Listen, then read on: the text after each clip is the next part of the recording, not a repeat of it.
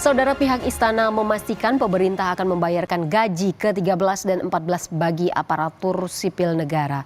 Kepala Komunikasi Kepresidenan Hasan Nasbi menegaskan belanja gaji pegawai tidak termasuk pos anggaran yang terdampak efisiensi.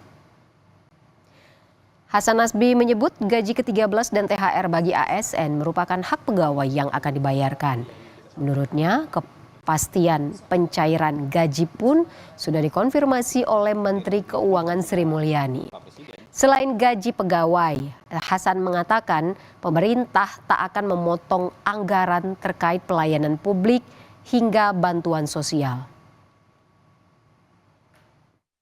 Ibu Menteri Keuangan sudah ngasih pernyataan kan, dan efisiensi yang disampaikan oleh Presiden itu kan tidak termasuk belanja pegawai, ya. Buat gaji pegawai itu kan bukan bagian yang diefisienkan. Jadi gaji ke-13 sama THR itu merupakan hak dari para pegawai negeri dan itu akan dibayarkan. Menteri Keuangan kan sudah juga memberikan pernyataan soal itu.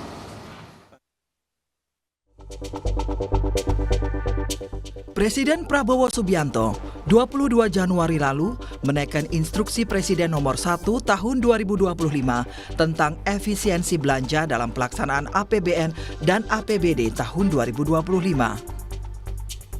Dalam keputusan itu, Presiden Prabowo meminta jajaran pemerintah pusat dan daerah untuk menghemat anggaran hingga 306,7 triliun rupiah.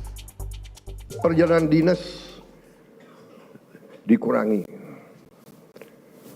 potong setengah.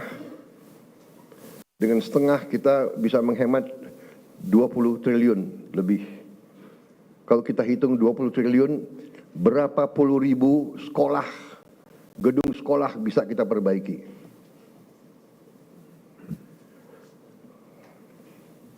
Jadi saya katakan benar-benar bahwa saya sangat serius dalam hal ini.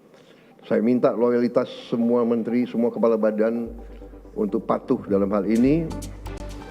Menteri Sekretaris Negara Prasetyo Hadi menyatakan sebagian dana hasil penghematan akan digunakan untuk memperluas jangkauan penerima manfaat program makan bergizi gratis.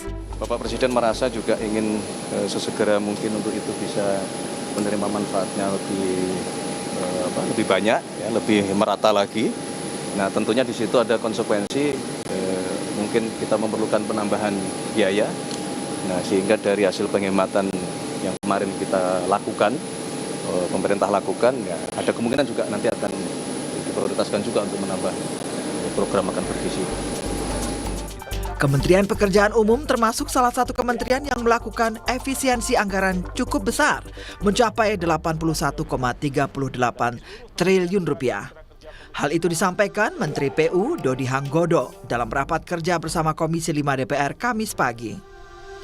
Dodi menyampaikan pagu alokasi anggaran tahun 2025 semula 110,95 triliun rupiah.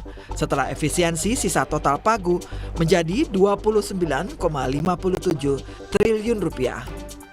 Pagu DIPA Kementerian PU yang semula 110,95 triliun telah diefisiensikan sebesar 81,38 triliun, sehingga sisa total pagu setelah efisiensi adalah 29,57 triliun. Sesuai Inpres tentang efisiensi anggaran, kementerian dan lembaga negara saat ini tengah menyisir pos-pos yang bisa dihemat.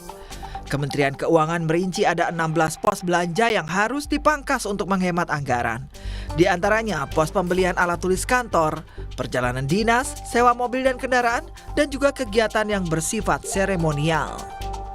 Kementerian dan lembaga negara memiliki waktu hingga 14 Februari untuk mengusulkan revisi anggaran yang telah disesuaikan dengan instruksi Presiden terkait efisiensi. Tim Liputan Kompas TV.